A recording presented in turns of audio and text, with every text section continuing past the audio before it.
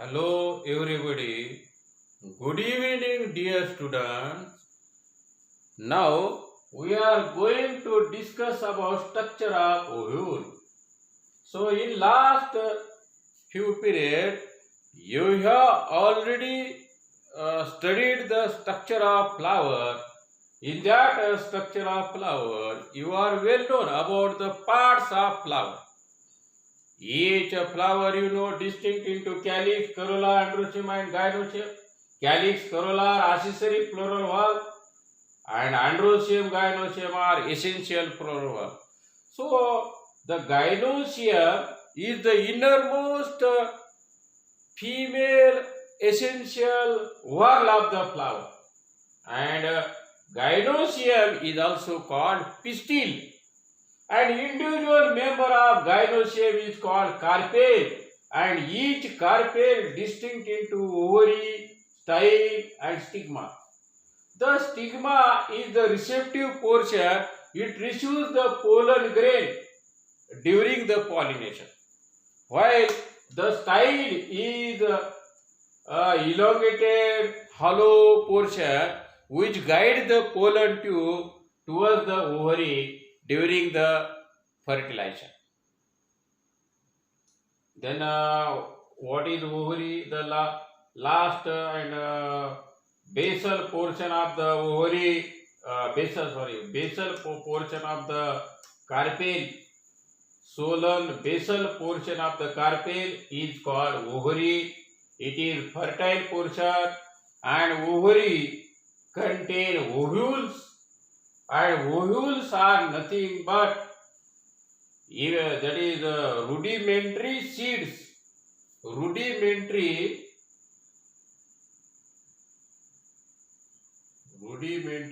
seed.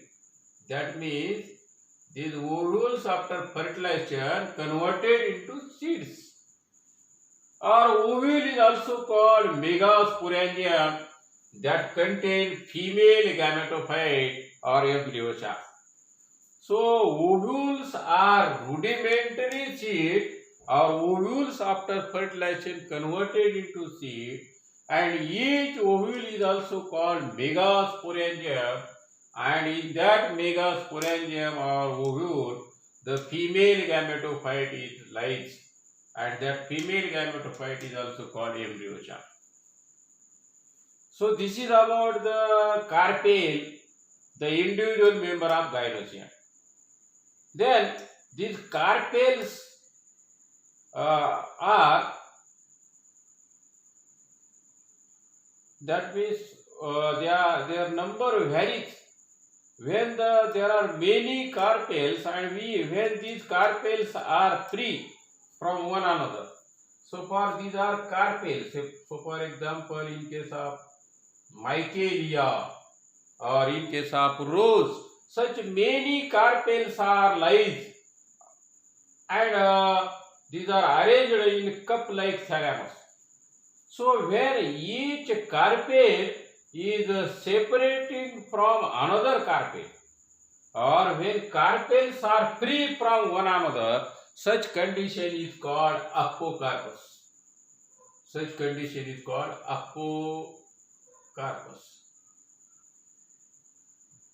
So what is apocarpus condition? When carpels are many and they are free from one another, such condition is called apocarpus. What about the another condition, that is syncarpus? When many carpels there are in China rose, such 5 carpels are like, and these are represented by 5 stigma. So when these carpels are many, but when these carpels are fused with one another, such condition is called syncarpus. For example, China rose or brinjal, where the carpels are fused, many carpels, 5 carpels are present, and they are fused. Their stigmas are free here, but their style and ovaries are fused. So such condition where carpels are fused, such condition where carpels are fused, that means such condition is called syncarpous condition. Now, whatever the basal part of that carpel ovary, it contains one to many ovules. When only one ovule is present, that is called uniovulate.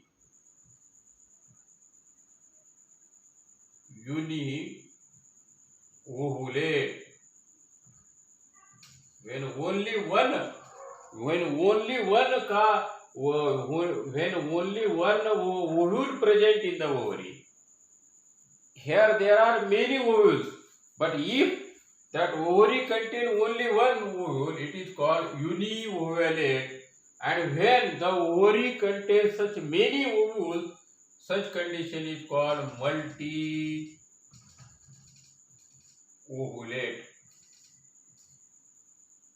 For example, brinjal, tomato, or chana. So where many ovules are lies in the ovary, such condition is called multi-ovulate. So this is about number of ovules lies in the ovary, one to many, apocarpous, syncarpous condition. Now the ovule, whatever lies in that ovary, each ovule is now distinct into body and funicle. So what is body? This portion, oval portion is body, and what is funicle? That is the stalk of the ovule is called funicle. So this stalk of the ovule is attached on the placenta in the ovary. So for example, this is a placenta and these are the ovules. So this is placenta and these are the ovules. So now these ovules are attached on the placenta. So what is placenta? Placenta is the nourishing tissue. This placenta, that is a nourishing tissue, means it provides food to the developing ovule. So this placenta here represented like this. On that placenta, one to many ovules are attached, and each ovule get nourishment or food from the placenta. So this is about the stalk, that is funicle, whatever that funicle that is attached on the placenta. So funicle is the stalk, funicle is the stalk of the ovule. Then next to that funicle, now this funicle is attached to the body, and that point of attachment of funicle, the point where the funicle and the body, the point of attachment of funicle to the body is called hilum. Now each ovule, that is the oval part of that ovule is called body, and it is again distinct into two parts, that is the integuments and the inner portion. That is, the integuments are again there are two integuments, that is outer integument, that is outer covering of the body, and the inner integument, that is the inner covering of that body of the ovule. So these integuments, outer and inner integument, protect the ovule, and these are lies one above another. Outer integument lies towards outer side and inner integument lies below the outer integument. So integument surrounds the ovule, that is the part of that body, but the integument left one opening, and that opening is called micropyle. So through this opening micropyle, pollen tube enters into the ovule during the fertilization.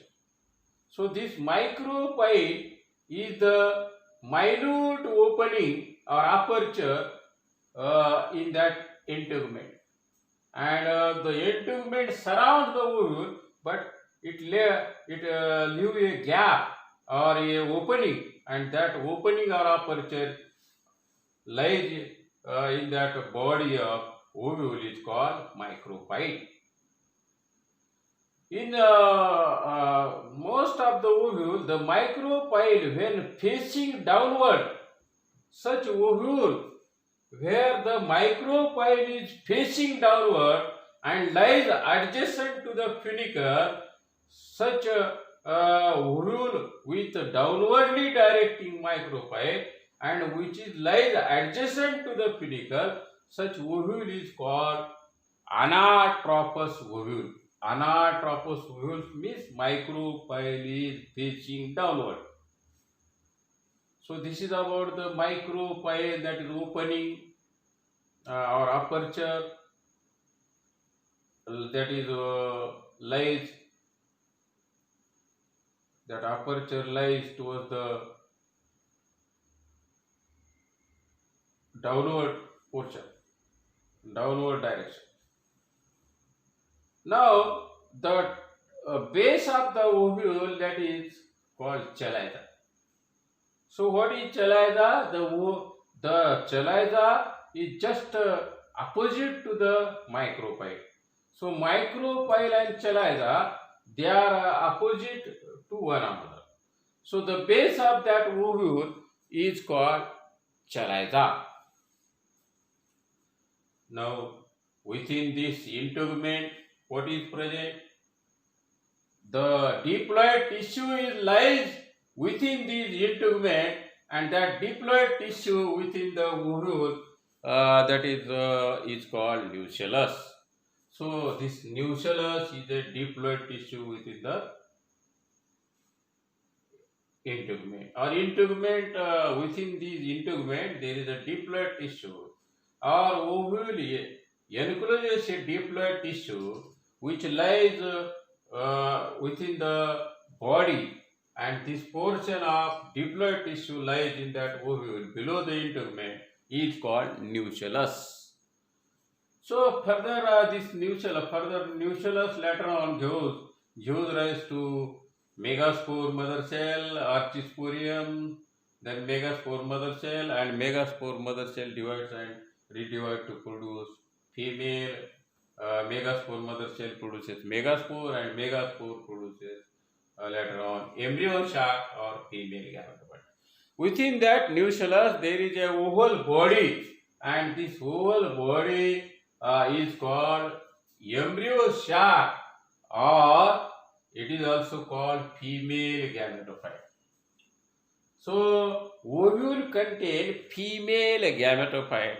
Ovule is also called megasporangium, or ovule is a rudimentary seed, and that ovule contain female gametophyte or embryo sac. Now this embryo sac, that is female gametophyte, again shows various structures such as antipodals, secondary diploid secondary nucleus, synergids, egg cell, and egg. So what are these different parts lies in that embryo sac or female gametophyte? So ovule encloses a diploid tissue, and that diploid tissue is called nucellus, and in that nucellus there is a female gametophyte or embryo sac. So this embryo sac is a oval body, and each that embryo sac or female gametophyte, it also shows various structures, and these structures lies in that embryo sac or female gametophyte are antipodal cells. These are haploid cells, and the secondary nucleus, that is diploid. The secondary nucleus is formed after the fusion of two poles coming from each pole, and secondary nucleus is diploid. The embryo sac also embryo sac or female gametophyte. The main function of this embryo sac or female gametophyte is to produce egg, or this egg is lies in that egg cell. So this middle cell is egg cell, and that egg cell contains egg, and this egg is the female gamete.